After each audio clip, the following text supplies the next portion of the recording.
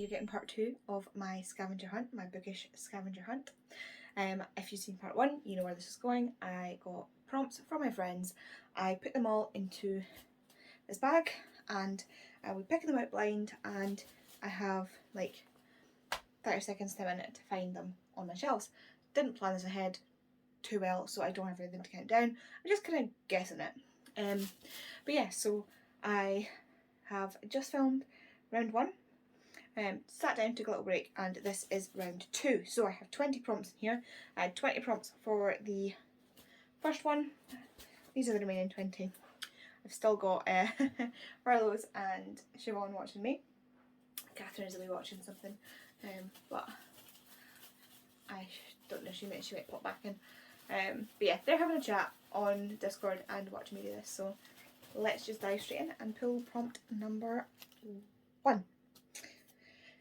Okay, so prompt number 1 is from Marloes, a book with a tree on the cover. Book with a tree on the cover. Oh. The Magician King by Liv Grossman, one of my favourite books of all time. That one was a lot easier than I thought it was going to be. That was one of the ones I thought I was really going to struggle with. Okay, number 2. Number 2 is Marloes again. A book that has been adapted into a film. Book to film adaptation. Book to film adaptation. Book to film adaptation. That's a TV series. Oh! Crazy Rich Asians by Kevin Kwan. They were planning on, I think, filming the second one. Then COVID hit.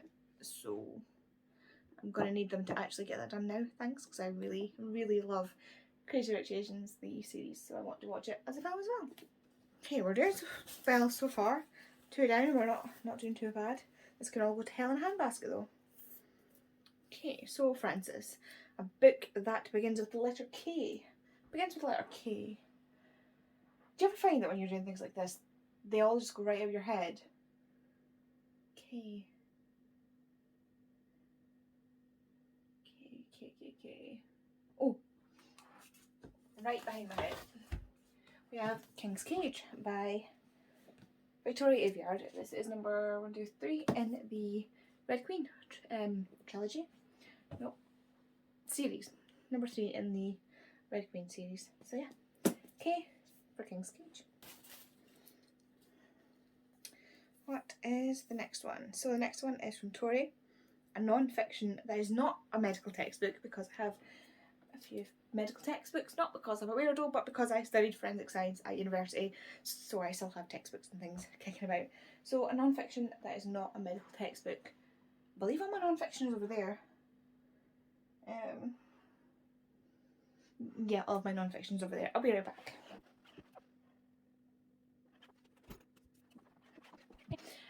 I have All I Know Now by Kai Hope Fletcher. It is a kind of memoir on things that it's called Wanderings and Reflections on Growing Up Gracefully, so things that she had to deal with as a child. She started a blog called All I Know Now and then kind of made that into a book. So yeah, that is my non-fiction. And it's not a medical textbook. Okay, what is the next one? What is the next one? I believe this is number 5. So, it's from Bobby. A book with illustrations. A book with illustrations.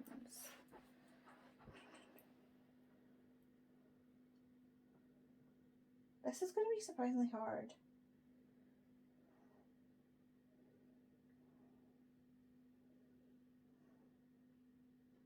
Oh, thank you V. Schwab. Gallant by V. Schwab. It has throughout these beautiful full page illustrations. There's another one. There we go, there's another one. So yeah, all the way through it this has full page illustrations. So yes, I could have chosen my illustrated edition of AZebraReads as well, which is right there. Okie dokie. Excuse me, I'm just having a coughing fit. Don't mind me. Next one is from Lisa, a book with cozy vibes. This is number 1, 2, 3. 1, 2, 3, 4, 5, 6. So a book with cozy vibes. Book with cozy vibes.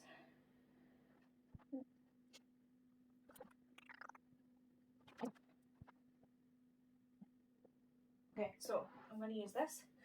This is One Night on the Island by Josie Silver. This is about a main character who is called Cleo, which is great for Lisa Pick actually. I can just hear her now going, Cleo, no, the condensation. Cleo! Anyway, One Night on the Island by Josie Silver, who is the author of One Day in December, and this is about Cleo who goes to a cosy, lovely little cabin on a remote island to celebrate her 30th birthday. But then, you know, there's somebody else that's double booked and there's only one bed. They do spend more than one night on the island. I have to say, that threw me off. I thought this was going to be like a 24-hour, but no, just brace yourself if that's what you're going for. Okay, what's next? Number 7. Number 7 is upside down. Pia, a dog on the cover. Oh.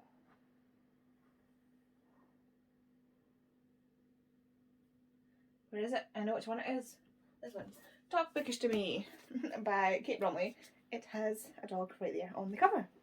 I only shelved this the other day, so that is a very lucky catch on my part, if I'm being honest. Yeah. Anyway, number 8. Number 8 is from Siobhan. A book with a tree on the cover. Oh no, we've just done that one. I knew I had it twice. Okay, a different book with a tree on the cover. Crap.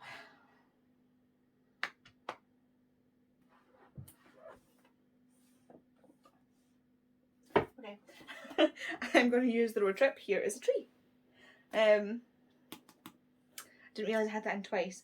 I did it for part 1, but this is part 2 and I'm using a different book. So yeah, there's a tree there. The Road Trip by Bethel Lady. Not my favourite Bethel Lady, but numero 9. Or was it in this one that I had tree on the cover as well? Anyway, I had twice. Becca, a book with spice. And by book with spice, she means a book with smut. I got you.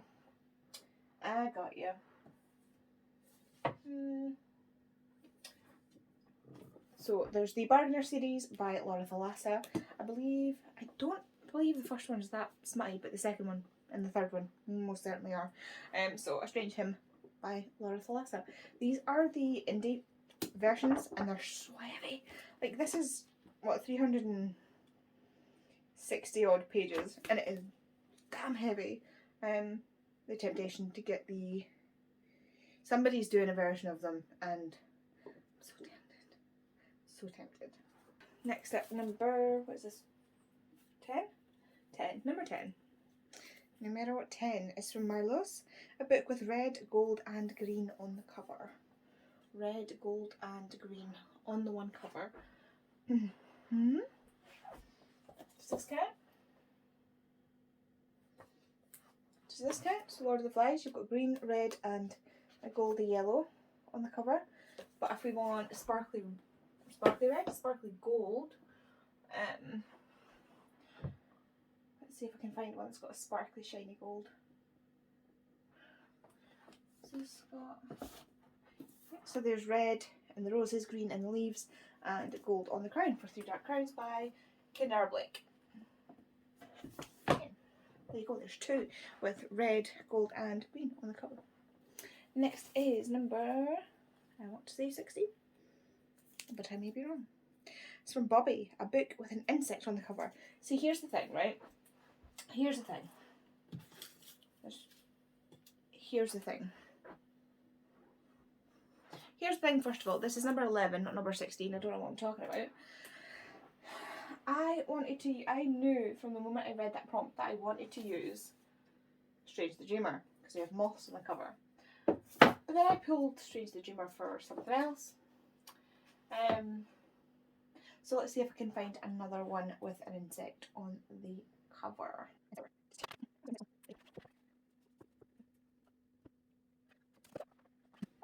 Okay, so I'm slightly unclear on this one. So I picked up this is one of my textbooks that I was specifically told not to use for one of the other ones. And if you look here, this lovely image here is maggots, which are insect larvae. insect larva, if that counts. And there's also the Opposite of Butterfly Hunting by Ivana Lynch, and that has butterflies in it. I believe butterflies count as an insect, so we've got butterflies here. 12. Apparently I can count. 12 is from Bobby again.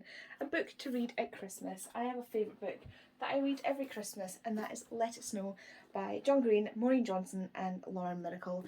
I absolutely love this book. I love this book for Christmas. I read it, like I say, every Christmas.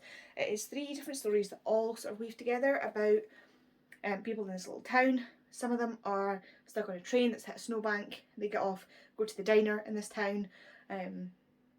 Others are from the town and, you know, at this diner where there's kind of like a lock-in party because of the snow. But yeah, I love this. It's set on Christmas Eve and it's Gracetown, the place. It's Christmas Eve and the worst blizzard for 50 years has blanketed Gracetown. And it's 3 love stories that I just absolutely adore. I love reading this at Christmas. So I actually need to leave this out because it needs to go on my TBR for this month. Oops. Okay, number 13. Numero 13 is from my wife Kay. A book with books on the cover. And she said she has a specific book in mind, and I know what it is. It's over there.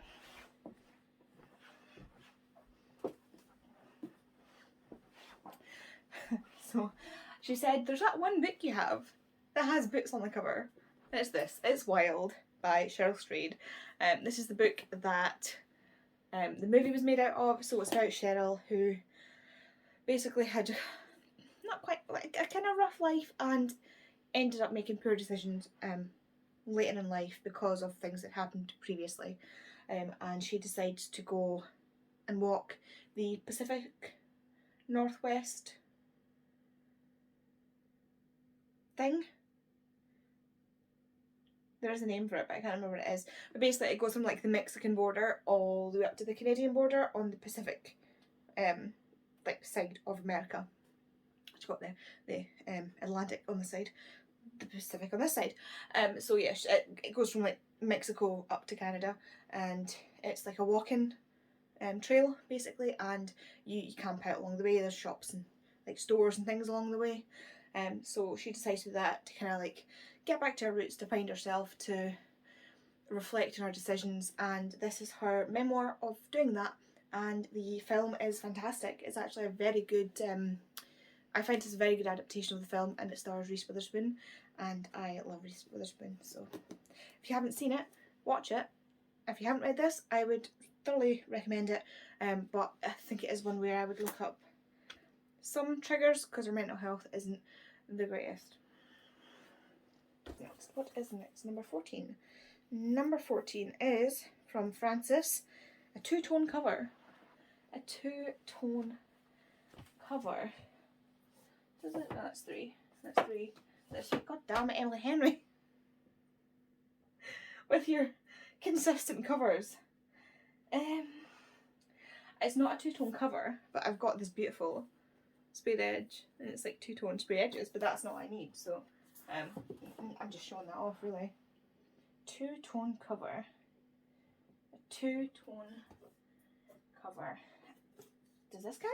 Like it's got the 2 different bits. This is also really good, you should read it. I think this might be what I'm going to use. I think this counts. I can't think of anything else that means 2-tone. Other than like 2 colour. So you've got your pink and your purple. So a 2-toned cover. I mean, what else go like? This has got the greeny yellow and the greeny dark 2 tones. There we go. Next up is number, I don't even know, I think I'm on 15. A hardcover book without a jacket from Marloes. That is nice and easy. I'll just reach in here for Chain of Iron by Cassandra Clare. Cannot wait to read Chain of Thorns. But yeah, this is just printed on the hardback. So the hardback without a cover. That was a nice easy one. Okay, number 15, I would say. I lost count at this point. Smallest sized book from Tori. That is got to be one of these. So I have these mass market paperbacks. So like, for example, this is a regular paperback and this is the mass market paperback size. So it's the smallest sized book that I have. It's not the shortest book, but like the smallest size. Oh, okay, we're so close to the end. I have got left 3. No, 1, 2, 3, 4. So this is what, 16, 17, 18, no, 17? 17. I want to say, from Siobhan. A book with a morally grey character. Book with a morally grey character.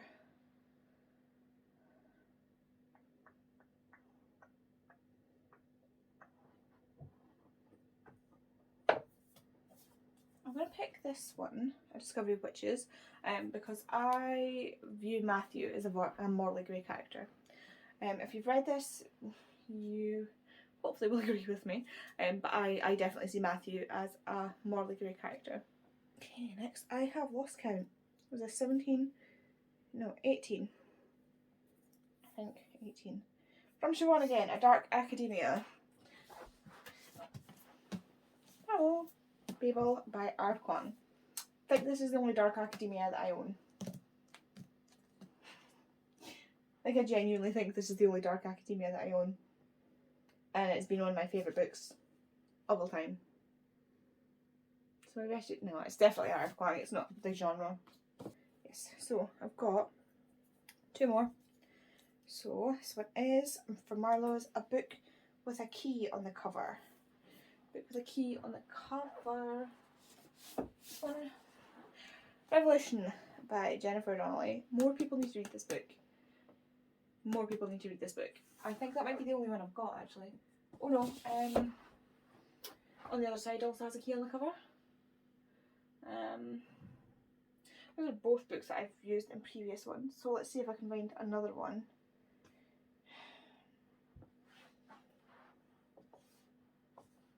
The key on the cover. It's got a lock, but no. Oh, The Dark Vault. This is the bind of the Unbound and the Archived. You've got your key there. There we go.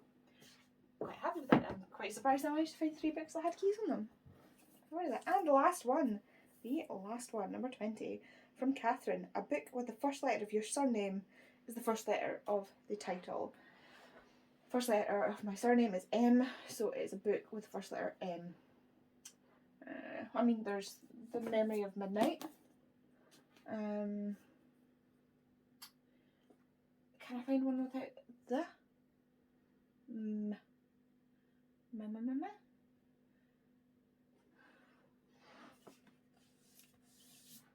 Magnus Chase and the Ship of the Dead. I'm going to count it because that is the title. So yeah, there we go. This is difficult to get back up. Oh, I thought that was all coming down there. I'll fix it later. Okay, so that's me done. 2 videos, 40 books. Well, more than 40 books because I had to spell Merry Christmas in the last one. So that was MERRYCHRISTMAS. 14 books. So yeah, that's a lot of books. I hope you've enjoyed this. This has been a little bit manic for me, if I'm being perfectly honest.